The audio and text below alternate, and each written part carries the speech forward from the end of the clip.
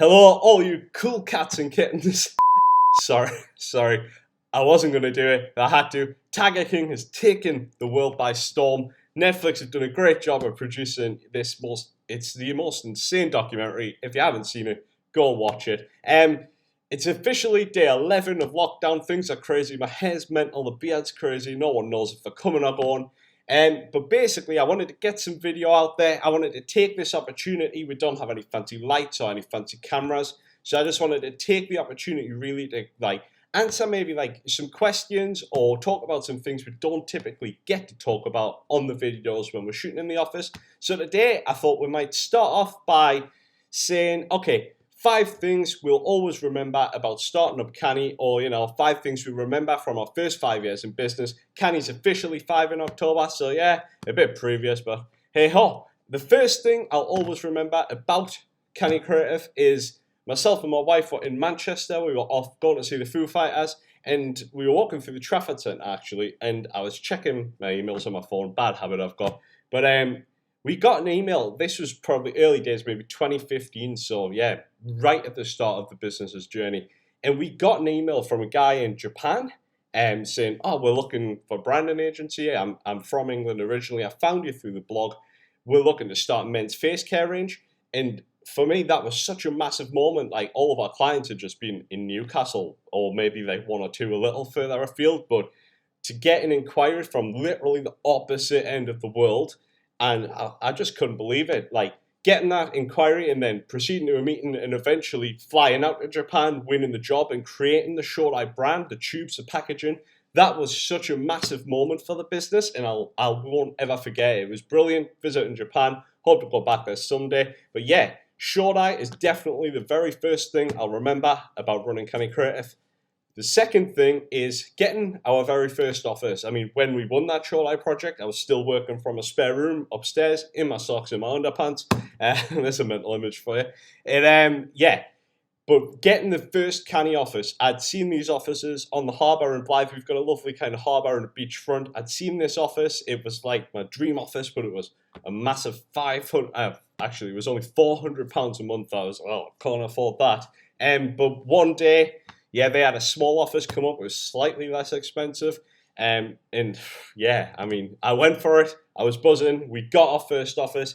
I've now £400 a month for an office. I wish that's what we were paying for our office. It's not, unfortunately. But getting that very first, this is ours. We are a real business now, even though we'd been going 2 years by then. But taking that step, branching out from the home, that was unforgettable. Truly something I'll remember forever. The third thing is a negative one, unfortunately. In 5 years, we've had 170, 180 clients. We've had a pretty good run. Of those 180, you can't please them all. Two did decide to take us to court. Unfortunately, it's in one of those things you can't do everything right. I mean, in these instances, we can say we came out with our heads held high. We actually won both court cases. We were proved that we were right and the client was wrong. But yeah, that will always stick with us. It puts an undue amount of stress on you. If you've never been to court before, you're not sure what it's like.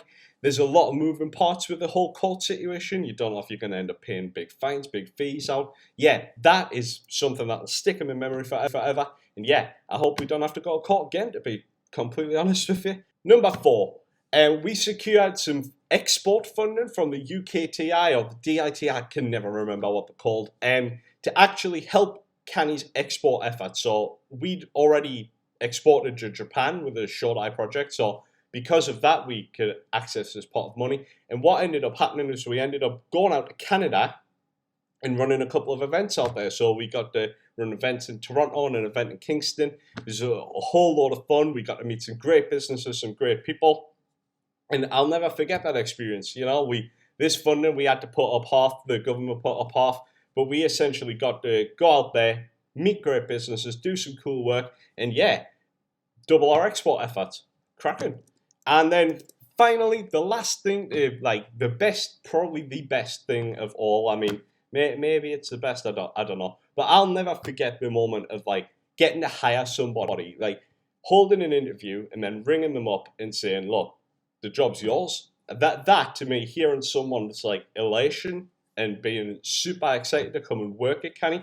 I'll never forget that. When we hired Glenn, we weren't even really hiring, so we didn't interview him. But the second hire with Will, our web developer, will always stick in my head. We held 2 days full of interviews, ringing up Will and saying, "Look, the job's there for you if you'd like to take it." Hearing how happy Will was, that's an unbeatable feeling in my eyes. It's been a busy 5 years. It's been a great 5 years. Here's to many more. They are the 5 things that I'll mostly always remember about Canny Creative. And we'll catch you next time on Lockdown. I don't know when the next episode will be. Hopefully sometime next week. Until then, stay safe, subscribe below, and we'll catch you next time.